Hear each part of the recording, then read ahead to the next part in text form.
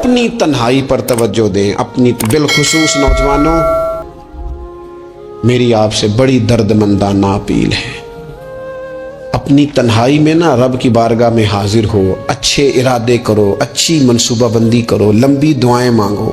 اکیلے جب ہو تو پھر نا وضو کر کے رسول پاک کی بارگاہ میں درود و سلام پڑھو، دلوں کو قوت ملے گی، حافظے مضبوط ہوں گے، تمہارے چہروں پر روشنی آئے گی۔ اپنی زندگی میں کوشش کریں کہ ایسے اعمال کیے جائیں، ایسے کاموں کو کیا جائے جن سے نا وہ قبول کر لے، کچھ چیزیں وہ قبول کر لیتا ہے، اچھی نیت میں لپیٹ کر عمل کیا جائے تو قبول ہے، اور عمل کر کے نا پھر اس سے ڈرا جائے تو پھر قبول ہے، پھر خوف کیا جائے کہ چونکہ بارگاہ بڑی ہے تو پھر قبول ہے۔ حضرت سعدی رحمت اللہ نے لکھا ہے کہ ایک درویش کہتا ہے کہ میں نے دیکھا کہ کعبے کا میں طواف کرنے گیا تو رات کے وقت ایک شخص پتھر پہ سر رکھ کے روتا ہے اور کہتا ہے مالک مہربانی کرنا، میں نے 40 سال تیری ڈیوٹی کی ہے، میری کو 2-4 دن کی قبول کر لینا، میں نے 40 سال تیری نوکری کی، قبول فرما لینا، قیامت میں رسوا نہ کرنا۔ وہ شخص کہتے، بزرگ کہتے، میں سمجھا کو بڑا گناہگار ہے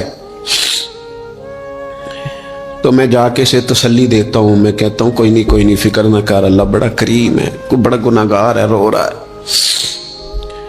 کہتے ہیں جب میں قریب گیا اور میرے قدموں کی آہٹ اس بزرگ کے کانوں تک گئی اور انہوں نے سر اٹھایا تو میں تو تڑپ گیا، یہ تو بغداد کے پیر غوث اعظم جیلانی ہے۔ اب دیکھو نا، راتی ساری کر زاری نیند اکھاں تی توندے تے فجرے اوہی گناہگار کہاون سب تو نیویں ہوندے۔ کہ میں نے 40 سال کی ہے تیری ڈیوٹی، تیرے دین کی نوکری کو 2-4 دن کی، چل زیادہ نہیں، تو اسے قبول کر لینا تاکہ بات بن جائے۔ قبولیت کا خوف، قبولیت ہو جائے تو اچھی نیتیں، اچھے ارادوں کے ساتھ نیک اعمال، اور کچھ چیزوں سے بچا جائے تاکہ نیکیاں ضائع نہ ہو جائیں، بچا جائے۔ ایک تو اگر زبان بے قابو ہو نا، لفظ اگر آوارہ ہو، جملے اپنی مرضی کے نکلیں تو پھر نیکیاں ضائع ہو جاتی۔ اگر بہت بولنے کی عادت ہو اور جو مرضی کہہ دینے کی عادت ہو اور اپنے غصے پر کنٹرول کا مزاج نہ ہو تو پھر نیکیاں برباد ہو جاتی۔ کچھ لوگ ایسے ہوتے ہیں جو بڑے بہترین کام والے ہوتے ہیں لیکن ان کی زبان سے ڈر آتا ہے، ان کے جملوں سے خوف آتا ہے، ان سے محبت کا رشتہ ہوتا ہے، تعلق ہوتا ہے، لیکن ان کے ساتھ گزارا نہیں ہوتا، اس لیے کہ وہ نیک بھی ہیں، نمازی بھی ہیں، حاجی بھی ہیں، پرہیزگار بھی ہیں، لیکن زبان سے تیر برساتے، ان کے جملے نہیں ہوتے، ان کے نشتر ہوتے ہیں جو دلوں کو گھائل کرتے۔ ایسا آدمی اپنی نیکیاں ضائع کر بیٹھتا ہے۔ بڑے بڑے جملے بولنا مسلم شریف میں موجود ہے، نبی اکرم صلی اللہ تعالی علیہ وسلم نے فرمایا، ایک شخص نے قسم اٹھا کے کہا تھا اللہ فلانے کو معاف نہیں کرے گا، تو فرماتے ہیں رب کریم نے فرمایا یہ کون ہے جو میرے اوپر قسمیں اٹھاتا ہے، اسے جا کے کہہ دو۔ وہ بظاہر جسے گناہگار سمجھ کے تو نے کہا تھا نا اللہ اسے معاف نہیں کرے گا، جا اسے کہہ دو میں نے اسے معاف کر دیا ہے۔ اور یہ جو تو حاجی نمازی نیک پرہیزگار بنا پھرتا تھا اور قسمیں اٹھاتا تھا رب فلانے کو معاف نہیں کرے گا، اسے کہو تیرے سارے عمل برباد کر دیے، نئے سرے سے عمل کرنا شروع کر، تیری ساری پچھلی نیکیاں ضائع کر دی۔ تو کون ہوتا ہے قسمیں اٹھا کے کہنے والا، زبان کو کنٹرول نہ رکھنے والا میرے بندوں کے بارے میں؟ اور ٹھیک ہے آپ داڑھی والے ہیں، ٹھیک ہے آپ پگڑی والے ہیں، ٹھیک ہے آپ مسواک کرتے ہیں، ٹھیک ہے آپ نماز پڑھتے ہیں، لیکن علم پڑھے دا مان نہ کریے مت آکھی میں پڑھیا، او تے جبار کہار کہاوے متے روڑ دیوی دودھ کڑیا۔ آپ نیک ہیں تو اس کا مطلب ہے آپ کو جس کو مرضی گناہگاری کا آپ سرٹیفکیٹ جاری کرتے پھریں گے؟ آپ نمازی ہیں تو آپ باہر نکل کے جنت کی ٹکٹیں بانٹیں گے؟ آپ سخی ہیں تو آپ کہتے پھریں گے فلانا دیتا کچھ نہیں، فلانا بانٹتا کچھ نہیں؟ کس نے اختیار دیا؟ اللہ کے بندوں پر جرت کا اختیار کس نے دیا؟ وہ جی فلانا اگر بخشا گیا تو میں بھی بخشا جاؤں گا، یہ بات کرنے کی اجازت کس نے دی؟ فلاں قوم اگر جنت میں چلی گئی تو پھر ہم نہیں روکے جائیں گے؟ اتنی بڑی جرت، اتنی بڑی بات! تو کون ہوتا ہے رب کی جنت اور کے بارے میں فیصلے کرنے والا؟ ایک ذات ہے جو کسی کے لیے جنت کا فیصلہ کرتی ہے اور کسی کو دوزخ کی سزا سناتی ہے، وہ مدینے والے رسول کی ذات ہے۔ باقی کسی کو یہ حق حاصل نہیں ہے کہ وہ کسی کے بارے میں یہ فیصلہ کرے کہ اللہ اسے معاف نہیں کرے گا۔ تو کون ہوتا ہے؟ تیری حیثیت کیا ہے؟ وہ پیر ہو، وہ مولوی ہو، وہ مفتی ہو، وہ کوئی بھی ہو، رب سب پر کرم فرمانے والا ہے۔ کسی کو اجازت نہیں کسی کے بارے میں یہ ڈگری جاری کرنے کی، کسی کو اجازت نہیں۔ لہذا یہ کمزور باتیں کرنا، یہ کچی باتیں کرنا اور جناب نیکی کر کے تو پھر بڑے بڑے بول بولنا، کس نے اجازت دی؟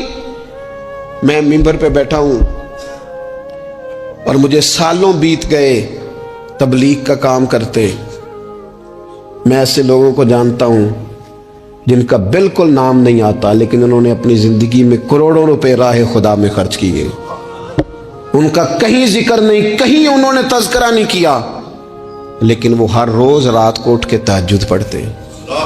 انہوں نے کبھی کسی کو نہیں بتایا، لیکن جب وہ اپنی تسبیح نکالتے ہیں تو انہیں توفیق دیتا ہے کائنات کا مالک کہ پڑھ میرے رسول پہ درود پاک، اور وہ لاکھوں کی تعداد میں پڑھ گزرتے ہیں، انہیں توفیق دی ہے رب نے، لیکن انہیں اپنی زبان سے یہ باتیں کبھی بیان نہیں کی۔ میں جانتا ہوں ایسے لوگوں کو میرے عزیزوں، اپنی زندگی میں بڑا بول نہیں۔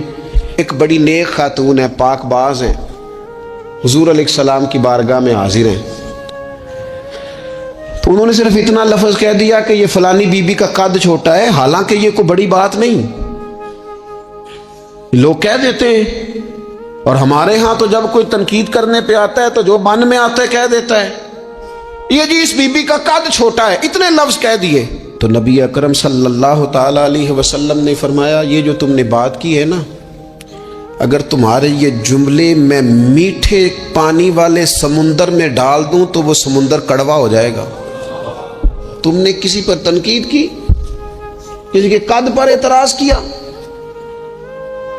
یہ تعلیم امت کے لیے حضور نے بات ارشاد فرمائی، ورنہ وہ خاتون ان کی تو بڑی عظمت ہے، لیکن رسول اللہ صلی اللہ تعالی علیہ وسلم نے ہمیں بتایا، ہمیں سمجھایا، ہمیں سکھایا کہ تم اپنے بول کی وجہ سے، اپنے لفظوں کی وجہ سے اپنی نیکیاں ضائع نہ کر بیٹھنا، دعوے نہ کرتے پھرنا زندگی میں کہ میں نے یہ کر دیا، میں نے وہ کر دیا، میں نے بڑے انقلاب برپا کر دیے، او جی اللہ کا فضل ہے جی، اللہ نے بڑی توفیق دیا جی، ڈیرے پہ بڑے لوگ روٹی کھاتے ہیں جی، دسترخوان میں نے لگایا ہوا ہے جی، فلانے کے ساتھ بھی میں، او بس کر یار، تو کسی کو کیا دے سکتا ہے؟ یہ دیکھ تو دینے والا تو کریم رب ہے، تو 100 کو دے کے 200 کو دے کے بتاتا ہے، وہ پتہ نہیں کس کس کو عطا فرماتا ہے۔ حضرت ابراہیم خلیل علیہ السلام بغیر مہمان کے روٹی نہیں کھاتے تھے۔ ایک دن مہمان آیا، یہ نبیوں کی شان ہے، پیغمبروں کی شان ہے۔ ایک دن مہمان آیا تو فرمانے لگے بسم اللہ پڑھ، وہ کسی اور نظریے کا تھا، نہ پڑھ سکا، فرمانے لگے جا کہیں اور روٹی کھا لے، اگر نہیں پڑھتا تو اٹھ کے چلا گیا۔ تو رب کریم نے فرمایا خلیل کتنی عمر ہو گئی اس بندے کی؟ مالک بوڑھا ہو گیا ہے، فرمایا اس نے کبھی میرا نام نہیں لیا، میں نے تو ٹکر کبھی بند نہیں کیا، میں نے تو نہیں کبھی بند کیا، میں تو دیتا ہوں، عطا کرتا ہوں۔ یہاں لوگ کہتے ہیں جا تیری تنخواہ کاٹی گئی، یہاں لوگ کہتے ہیں جا تیرے اتنے دن کے فلاں معاملات ختم ہو گئے، جا نکل ادھر سے، میں دیکھتا ہوں کون تجھے روٹی پہ رکھتا ہوں، بس کر، واللہ خیر الرازقین، رزق دینے والا اور بہتر دینے والا میرا رب کریم ہے۔ اس لیے بڑے جملے نہیں، میرے نبی اکرم صلی اللہ تعالی علیہ وسلم نے فرمایا بے شک بڑے بول اور بری عادتیں تمہارے نیک اعمال کو اس طرح بگاڑ دیتی ہیں جس طرح سرکہ شہد کو بگاڑ دیتا ہے۔ لہذا میرے دوستو، عمل کرنا ہے پھر اسے چھپانا ہے، کیونکہ جس چیز کو بندہ چھپاتا ہے نا اسے قیمتی سمجھتا ہے۔ میرا دل کرتا ہے میں یہ بات روز کروں، مجھے پیاری بڑی لگتی ہے، روز کروں یہ بات۔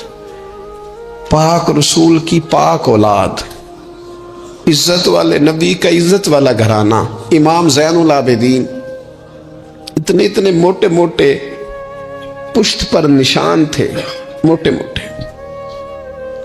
غسل دیا جا رہا تھا تو ساری کمر موٹے موٹے داغ۔ آج کل پیر کا چہرہ بھی نورانی ہونا بڑا ضروری ہے نا، نورانی ہونا۔ او حضرت بلال بھی بڑے پیر ہیں، اگرچہ حبشی النسل ہیں پر بڑے پیر ہیں۔ لہذا یہ کچھ چیزیں ایسی ہیں جو لوگوں نے اپنی مرضی سے طے کر لی ہیں۔ اس میں شک نہیں کہ حضور نے فرمایا ہے کہ جسے دیکھ کے رب یاد آئے وہ اللہ کا ولی ہے، لیکن صرف گورے رنگ دیکھ کے رب یاد نہیں آتا، رنگ سانولا بھی ہو پر رب کے انوار برس رہے ہوں تو رب یاد آ ہی جاتا ہے۔ اور میرے دوست یہ ذرا بات کو سمجھنا اور اسے یاد رکھنا، اتنے اتنے موٹے پشت پر نشان، غسل دیا جا رہا ہے۔ لوگوں نے بیٹے سے پوچھا یہ حضرت صاحب کو کیا ہے؟ تو والد وہاں آرام فرمائے ہیں جہاں غسل دیا جا رہا ہے۔ تو امام باقر رو پڑے، کہنے لگے میرے ابا جی نا اپنی پشت پر تھیلے رکھ کے نا اناج کے، کس کی بات کر رہا ہوں؟ حسین ابن علی کے بیٹے کی، کربلا میں بچنے والے میرے امام کے ایک صاحبزادے، پشت پر بوریاں رکھ کے غریبوں کے گھروں میں پہنچا کے آتے۔ وہ صاحبزادہ صاحب آپ کہاں ہوتے تھے؟ فرماتے میں کہتا تھا میں نہ دے آؤں۔ فرماتے تھے نہیں، اگر تو دینے جائے گا اس غریب کا مجھے نام بھی بتانا پڑے گا جس کو میں لنگر دیتا ہوں۔ یہ میرا اور میرے رب کا راز ہے، میں اس ماڑے بندے کو رسوا کر دوں جس کی صرف بیٹیاں ہی بیٹیاں ہیں، اسے رسوا کر دوں جو بیچارہ۔ فرمایا وہ مجھے بتاتے نہیں تھے، بڑھاپے تک پشت پر بوجھ رکھ کے انہوں نے نبی پاک کی امت کے گھروں تک پہنچایا ہے۔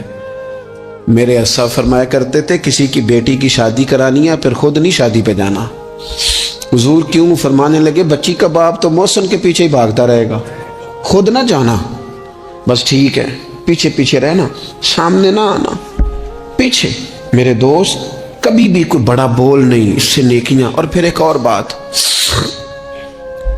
دل اگر صاف نہ ہو تو بھی مالک نیکیاں قبول نہیں کرتا۔ پاک ہوئے تے پاک ہی ملدا ہی، تے بنا پاکوں پاک نہیں ملدا۔ اے سارے وجود دے تون دے نالوں اکو تولا ہے ٹکڑا دل دا۔ یہ جو پاکیزگی ہے نا دل کی، یہ نہ ہو تب بھی نیک اعمال اس کی بارگاہ میں قبول نہیں ہوتے۔ نیک اعمال کی قبولیت کے لیے دل کا صاف ہونا، کشادہ ہونا، کھلا ہونا یہ بھی ضروری ہے۔